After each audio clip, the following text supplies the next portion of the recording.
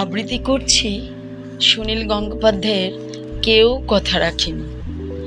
কেউ কথা রাখেনি। ৩৩ বছর কাটলো, কেউ কথা রাখেনি।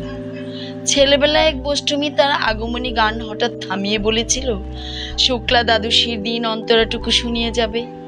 তারপর কত চন্দ্রভোগ অমাবস্যা চলে গেল, কিন্তু সেই গোষ্ঠী আর এলো না। 25 বছর প্রতীক্ষায় আছি। মামা বাড়ির মাঝে নাদের আলী বলেছিল, বড় হও দাদা ঠাকুর, তোমাকে আমি 3 প্রহরের বিল দেখাতে নিয়ে যাব।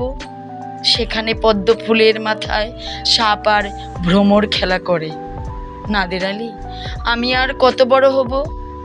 আমার মাথায় এই ঘরের ছাদ ফুঁড়ে আকাশ স্পর্শ করলে তারপর তুমি আমায় 3 প্রহরের বিল দেখাবে? একটাও রয়্যাল গুলি কিনতে পারেনি কখনো।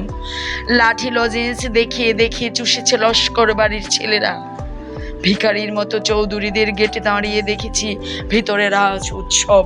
অবিরল রঙের ধারার মধ্যে সুবর্ণ কঙ্কণ পরা ফর্সা রমণীরা কত রকম আমোদে হেসেছে। আমার দিকে তারা ফিরেও চায়নি। বাবা আমার কাঁধ ছুঁয়ে বলেছিলেন, দেখিস একদিন আমরাও। বাবা এখন অন্ধ, আমাদের দেখা হয়নি কিছুই। সেই রয়্যালগুলি, সেই লাঠি লজেন্স, সেই রাজ উৎসব আমায় কেউ ফিরিয়ে দেবে না।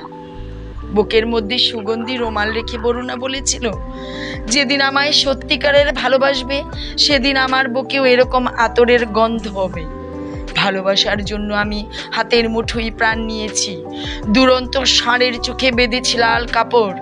বিশ্ব সংসার তন্ন তন্ন করে খুঁজে এনেছি 108টা নীল পদ্ম।